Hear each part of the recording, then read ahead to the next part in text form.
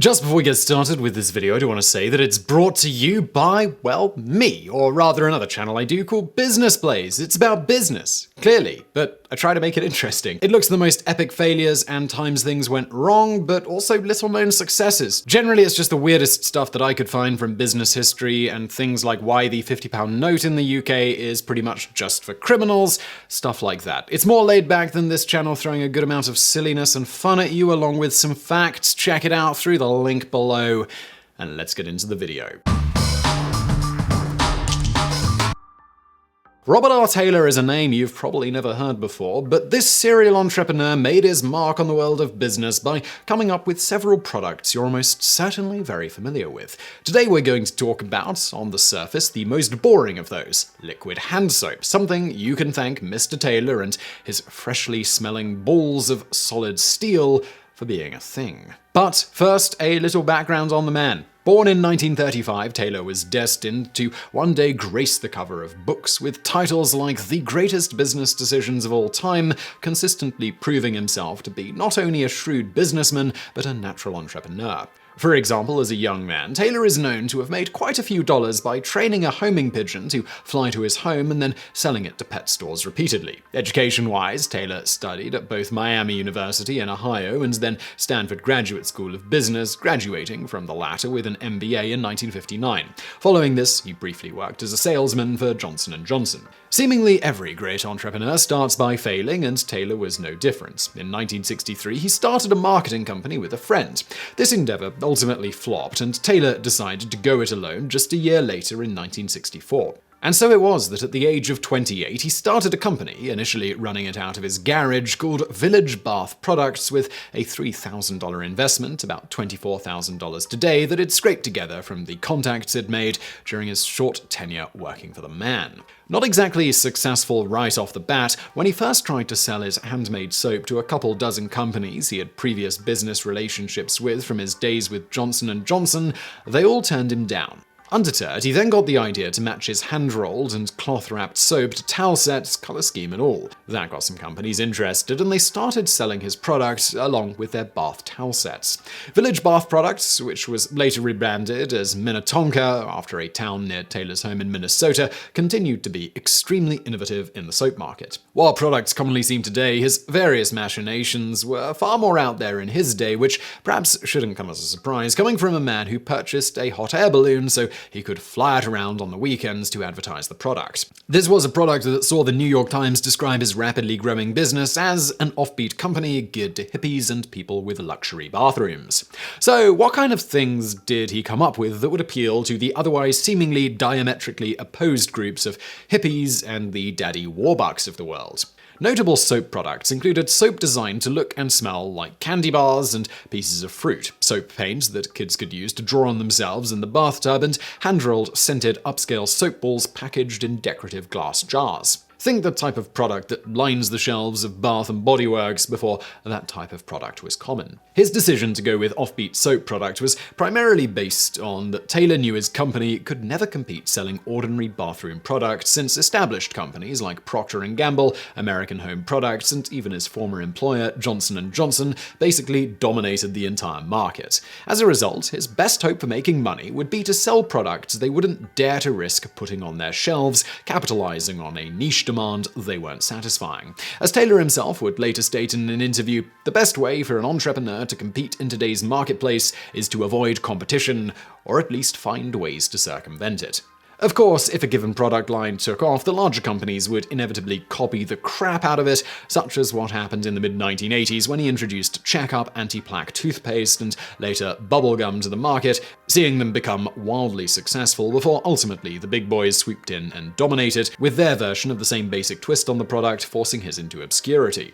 This saw Taylor having to stay extremely nimble and push for constant and very rapid innovation. In keeping with this idea, Taylor often enlisted the help of his family. As one of his daughters, Laurie Lawrence, noted, "It was normal for us to do brainstorming sessions at the dinner table to come up with product names to give him our evaluation of scents, consistencies, and colors. My dad and I did all different kinds of formulations in the kitchen, night after night. They'd then test the product during the kids' bath time to see how it worked," said Laurie of a time when they were trying to make puffy soap balls meant to be dropped in a bath. Some days they'd be too flat, or they'd get too big and explode like popovers. Undeterred when things didn't work out, she states it'd simply say, "Tomorrow's a new day, there's always a new formula." One idea from his family that Taylor found particularly amusing was calling his company's brand of vintage-style soaps Prof. Taylor's Soap. Taylor committed fully to the Professor Taylor guise in the early days of the company, hand-delivering these soaps to department stores in a vintage Ford pickup truck to give his product an extra authentic feel. While Taylor was essentially a machine at producing mildly amusing business anecdotes from his various exploits, his real marketing masterstroke was the now ubiquitous soft soap. The product was conceived in the late 1970s by Taylor while driving to work and contemplating why anybody would put up with bar soap.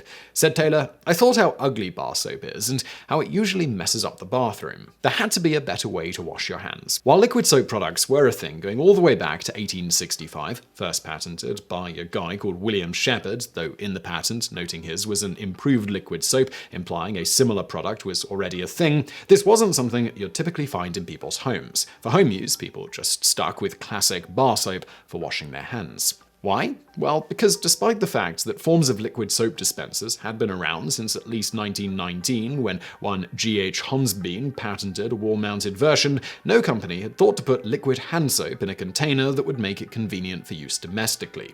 Enter Taylor and his soft soap, which was essentially the first mass-produced liquid hand soap ever to be sold to the public, all packaged in a convenient bottle featuring a pump. Of course, a key problem with this idea is that while it was revolutionary in some ways, no part of the original was enough to patent. From his previous experience having bigger companies copy his ideas not long after he made them successful and then taking over the market, Taylor knew that if this one worked out, they'd once again swoop in and use their economic clout to bully his product off store shelves. While all well and good for some products, he'd make a quick buck and then move on to his next idea once he was forced out of the market, this one he saw as being something that could take his fledgling company to the next level. But how is he going to keep it for himself? His one advantage was these lumbering large companies were always a little slow to come out with their own copycat version, needing to do all sorts of market testing and run everything through the various chains of command. As Taylor would note, many large consumer product companies get caught up in structure, research, and justification. They're always trying to do a thorough job of risk analysis. When they get all the facts together, though, they find they can't do away with all risks, and they often end up either doing nothing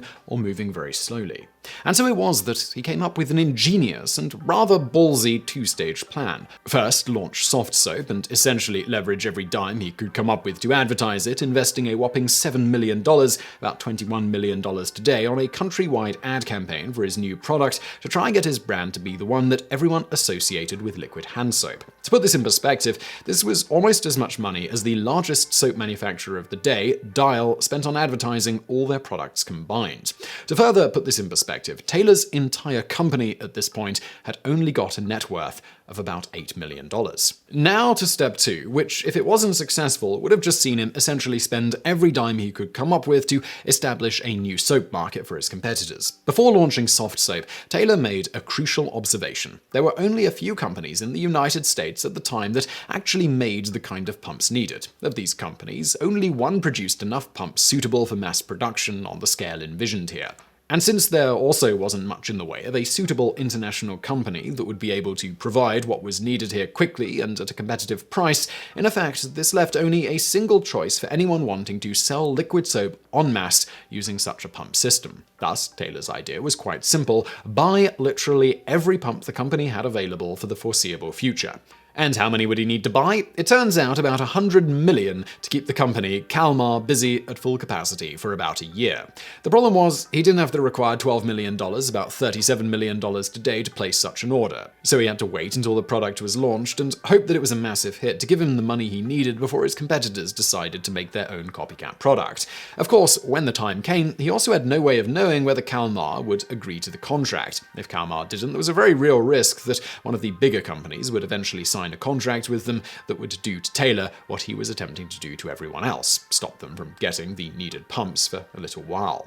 And while you might think that agreeing to a massive contract that would see them working at full capacity for the foreseeable future would be a no-brainer for Kalmar, consider that this would force them to get rid of all their other business contacts to service one relatively small company. When the time came, however, Kalmar agreed. Naturally, this sequence of events has gone down in history as one of the most ballsy bet the company moves ever. And just as Taylor had planned, when the larger companies tried to release their own take on soft soap, they quickly realized they couldn't because some mysterious, freshly smelling, large penis-owning individual had called dibs on almost every suitable pump in the United States that was going to be produced for the next year. With literally no competition to speak of during that period, soft soap quickly cornered the market, seeing Minnetonka bringing in excess of $25 million, about $77 million today, within 6 months of the product's launch, about double their former sales total across all their product lines during the previous 6 months. Within 2 years of the launch, sales for the company had risen to over $100 million, about $270 million today,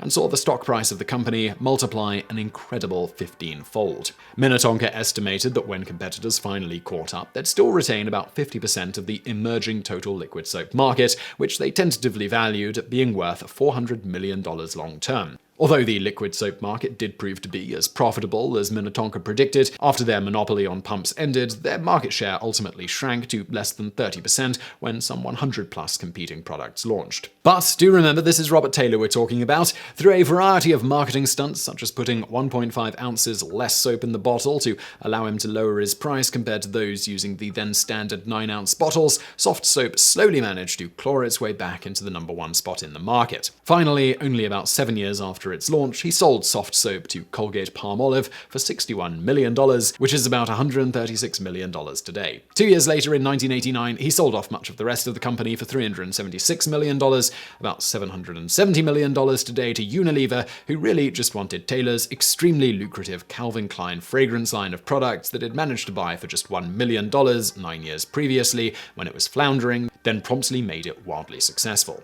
He did this by starting with obsession and once again implementing a bet the farm strategy on that product. Although, in this case, Taylor simply humbly noted, "Sometimes it's better to be lucky than smart. Even a blind squirrel finds a nut." As for Taylor, after selling off the company, had started with a mere $3,000 for a combined almost $1 billion when adjusted for inflation today, he retired for, to quote him, 2 minutes, starting other extremely successful companies after, including a high-end salon products company, Graham Webb International, and the Monterey Bay Clothing Co. Father Time catches up to all men, however, and his business adventures finally ended with his death from cancer at the age of 77 on August 29, 2013. On his climb from nothing to literally a member of the Entrepreneurship Hall of Fame, Taylor would sum up the adventure that is starting companies as such. Each one gets easier, but it's never easy. He also sagely noted, 10% of the success of a new consumer product is the idea, 90% is the execution. That means positioning the product, marketing strategy, and creativity. And as for making such a plan work, he notes, success is a matter of attitude. So next time you're pumping away at that hand soap by your bathroom sink, take a moment to thank Robert R. Taylor and his cartoonishly simple pump-based ploy for not having to mess with the bar soap. So I really hope you found that video interesting. If you did, please do hit that thumbs up button below. Also, don't forget to go over, check out, maybe subscribe to my new channel, Business Blaze, which I'm linking to below. I think if you enjoyed today's business story, you'll probably enjoy that channel as well. Just a thought, you're here at the end of a business-based video, so that would be my guess. Click below. Thank you for watching.